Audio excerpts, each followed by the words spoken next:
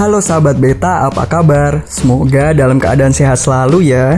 Pasti sahabat sudah tidak asing dengan kain tenun kan?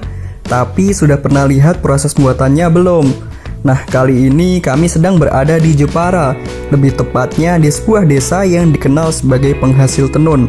Yap, tidak salah lagi. Ini adalah Desa Troso, desa yang terkenal dengan kain tenunnya. Pada umumnya, proses pembuatan kain tenun memiliki beberapa tahapan loh sahabat. Mulai dari menyiapkan benang, pewarnaan, membentuk pola, hingga proses tenun. Penasaran dengan tenun Troso? Sebelum kita ke sana, yuk kasih jempol ke atasnya dulu. Yang belum subscribe, dipencet dulu ya tombol subscribe-nya. Dan jangan lupa share video ini ke media sosial kalian.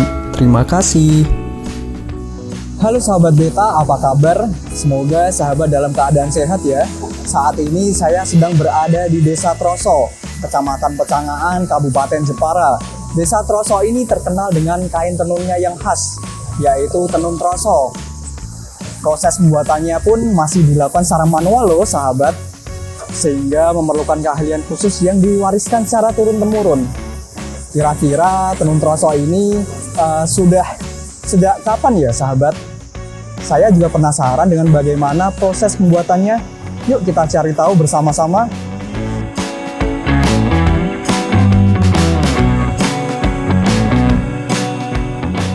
Sejak ditemukan pada tahun 1935, tenun Troso terus dipertahankan dari generasi ke generasi. Seiring berkembangnya zaman, pembuatan tenun Troso Jepara mengalami beberapa perkembangan, terutama pada motif yang digunakan.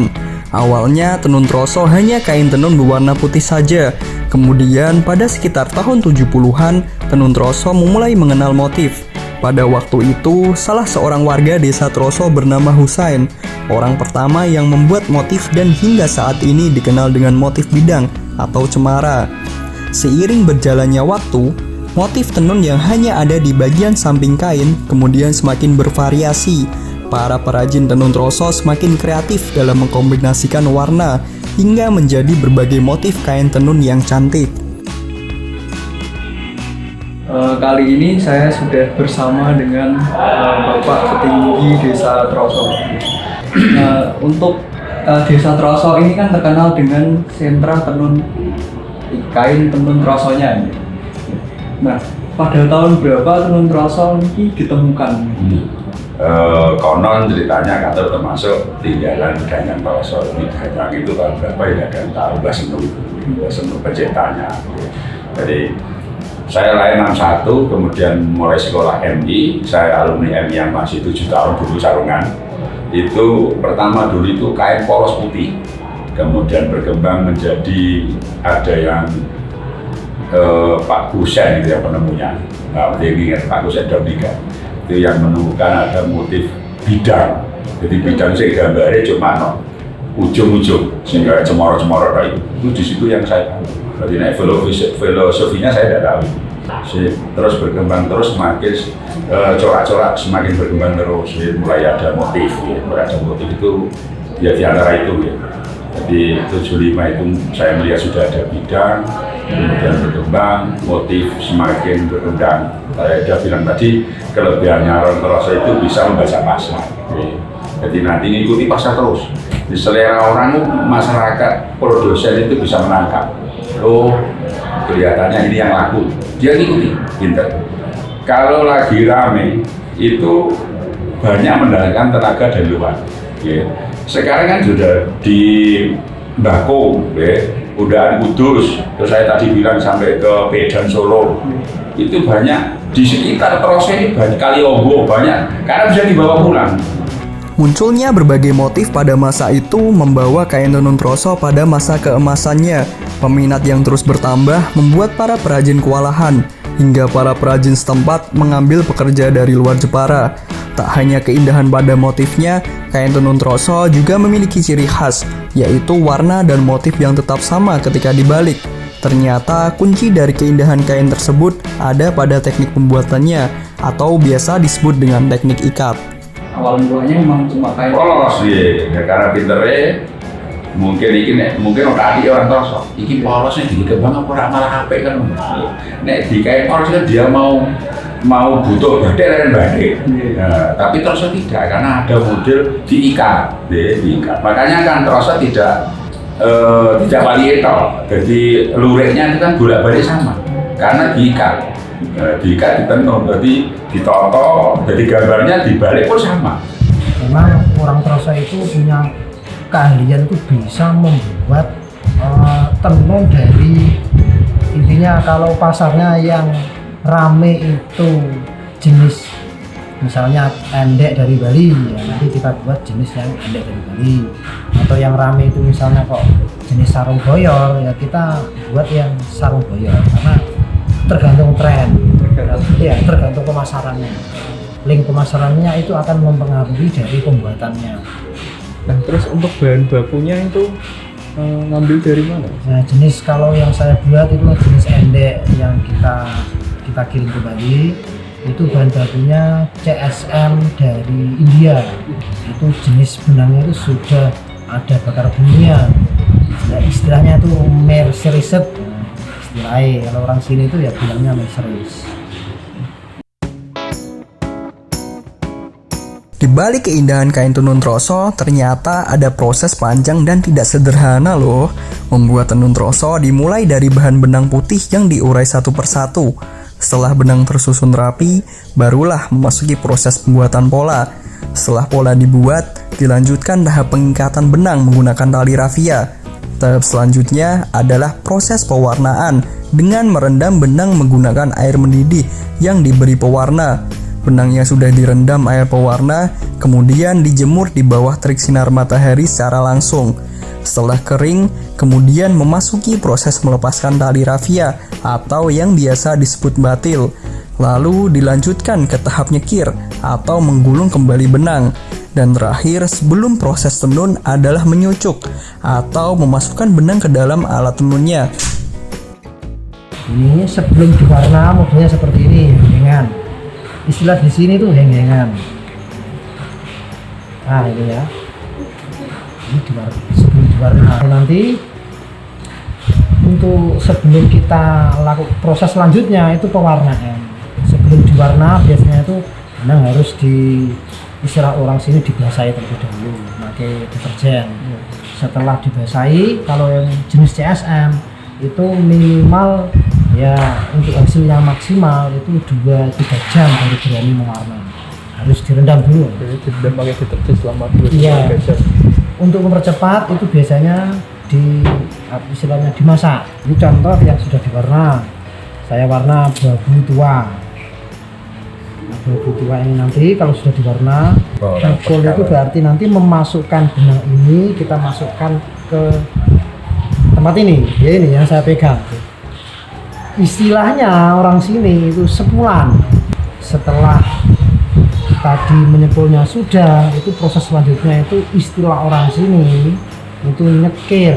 Ya kalau sudah benang sudah sudah ditata menurut sisir, ya kan tadi mestinya sudah diterangkan pada proses penggalian.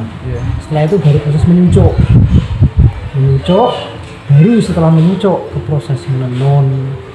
Di luar proses pengolahan benang, para perajin membutuhkan waktu sekitar 9 jam untuk menghasilkan selembar kain tenun Troso dengan panjang 15 meter. Itu pun belum bisa dijadikan patokan, karena masih banyak perajin yang sudah tua sehingga kecepatannya menurun. Meski masih terbilang eksis hingga saat ini, ternyata bukan hal mudah bagi para perajin di desa Troso untuk bertahan. Ketatnya persaingan bisnis di era modern membuat sebagian perajin mengalami kesulitan dalam hal pemasaran. Perdagangan online yang semakin tak terbendung menciptakan persaingan harga yang semakin ketat, sehingga mengurangi keuntungan para produsen. Ditambah lagi, minimnya generasi muda di desa Troso yang minat menjadi perajin tenun. Fenomena tersebut kini menjadi momok tersendiri bagi pemerintah desa Troso. Kalau dihitung berapa lama ya, kalau dihitung dari proses awal ya mungkin bisa 1 bulan lah. Hampir 1 bulan? Iya. Sampai dari awal sampai jadi itu hampir 1 bulanan. Iya. Rata-rata. Nah, kalau di desa Trosonya sendiri itu bisa berapa persen untuk tenaga kerja? Kalau saat ini baru terganggu oleh garmen, gue baru mau HWI ya kan? Nah ini gue HWI. Itu orang Troso di sana habis 1 RT. Saya tahu kalau habis 1 RT. Berarti itu salah satu faktor, ya. Tapi itu tidak masalah, sama-sama bekerja. Hanya menjadi hambatan bagi perajin. Kalau Troso sudah, kalau dulu mayoritas tenaga tenun semua. Jadi mungkin bisa 70%. Kalau sekarang mungkin menurun karena minat pendidikan sekarang sudah bagus. Kalau dulu kan sekolah tidak penting menurut orang desa ya. Terus untuk tantangan yang dihadapi usaha tenun Troso saat ini persaingan. Sekarang banyak daerah lain juga banyak motif-motif. Makanya sampai ada full pinter orang Troso. Troso itu bisa buat dari benang jahit, sing klip-klip, benang obres. Itu Troso bisa. Nah, Bali itu mau tiru udah bisa. Bali kan juga ada. Jadi sekarang banyak karena pinternya perkembangan, sekarang ada SMK ya. Ada SMK, mungkin alumni kalau dari cari-cari susah dia otak-atik pinter. Akhirnya ada produk batik daerah sini kan sekarang banyak. Di Sulawesi, ya ada Songket. Jadi itu udah Lombok, Bali sendiri. Bali masih mayoritas masih menggunakan kain Troso. Hanya di sana diproses lagi menjadi produk baru. Terus untuk bagaimana peran desa dalam melestarikan tenun Troso ini? Kita itu kan dulu karena banyak pengunjung sampai besok tiap hari tidak kurang dari 10 sebelum ada HP, sebelum bisnis online, sampai kita diputuskan menjadi desa wisata belanja, tidak ada kunjungan yang istimewa. Terus karena itu kita akhirnya disuruh membentuk kelompok sadar wisata. Setelah jadi kelompok wisata, kita harus menganggarkan untuk mengadakan kegiatan dalam rangka promosi tenun, di antaranya Troso Festival. Lamanya proses pembuatan kain tenun memicu Mas Hurin untuk menciptakan terobosan baru. Bermodal pengalaman bekerja di pabrik tekstil, ia mengetahui berbagai macam alat dan mesin untuk memproduksi berbagai jenis kain. Hingga akhirnya pada tahun 2024, Mas Hurin membuat mesin tenun semi modern. Setelah berhasil membuat alat pertamanya, Mas Hurin kemudian kebanjiran pesanan dari para pengusaha kain tenun di Troso. Alat tenun semi modern ini bisa menjadi solusi dalam mengatasi lama waktu produksi, bahkan bisa 4 kali lebih cepat dibanding menggunakan alat tenun tradisional. Nah kalau idenya sendiri itu dapatnya dari mana Pak? Awal mulanya itu gimana Pak? Kepikiran mau modifikasi? Dulu saya pernah bekerja di proyek, ya, kebetulan di pabrik tekstil. Di pabriknya itu di Bekasi, Jawa Barat. Karena di situ pabrik tekstil, di rumah kok ada tenun tradisional. Nah, saya padu yang bisa dibawa pulang ke Troso ini alat yang apa, terus bisa dibikin yang seperti apa, gitu. Nah kalau awal-awal eksperimen atau uji coba itu menghabiskan waktu berapa lama? Waduh ya itu eksperimen tuh 4 bulan. Itu 4 bulan tuh clear, beli nggak jadi dibuang, beli lagi nggak jadi dibuang. Nah awal mula ketika jadi itu dipakai sendiri atau gimana?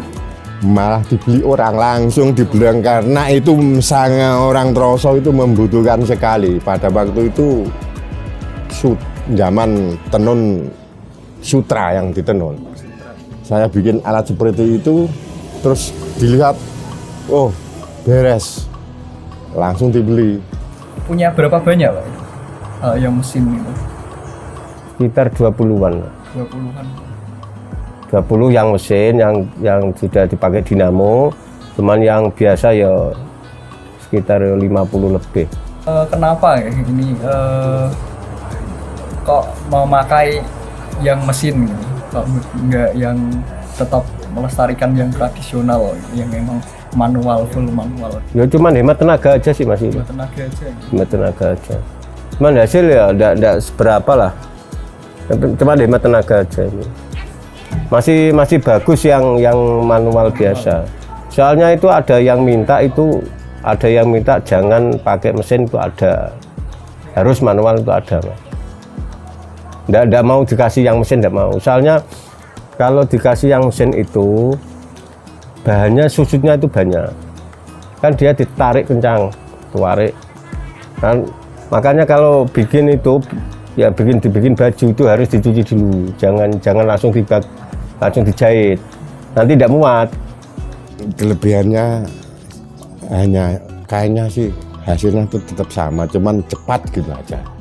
Cepat Cepat. dan meringankan. Meringankan tenaga. Ya, kalau tenaganya orang sudah tua, ya, hampir tua seperti saya ini ya harusnya itu ya nggak capek. Ya memang kalau mesin itu kan barangnya halus. Cuman kalau dibuat yang tebel-tebel itu nggak bisa.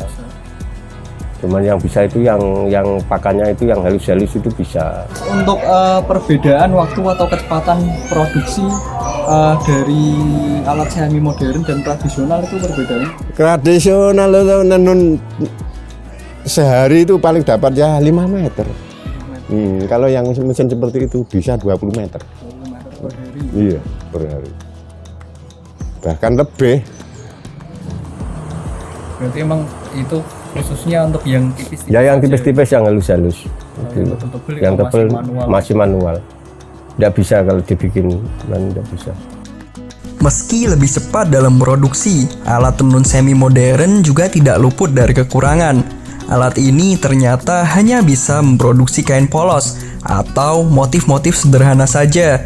Berbeda dengan alat tradisional yang bisa membuat kain tenun dengan berbagai motifnya. Sayangnya, pekerjaan menjadi perajin tenun sudah tak lagi menarik bagi generasi muda di Desa Troso, sehingga banyak dari mereka yang memilih untuk bekerja keluar desa, bahkan keluar kota. Setiap helai benang yang ditenun dengan hati-hati menghasilkan kain dengan motif yang kaya akan makna budaya. Nah, begitulah sahabat hasil liputan kali ini. Jadi, tenun Troso adalah simbol dari kekayaan budaya yang harus dijaga dan dilestarikan. Semoga liputan kali ini dapat bermanfaat ya sahabat. Sampai jumpa di liputan selanjutnya.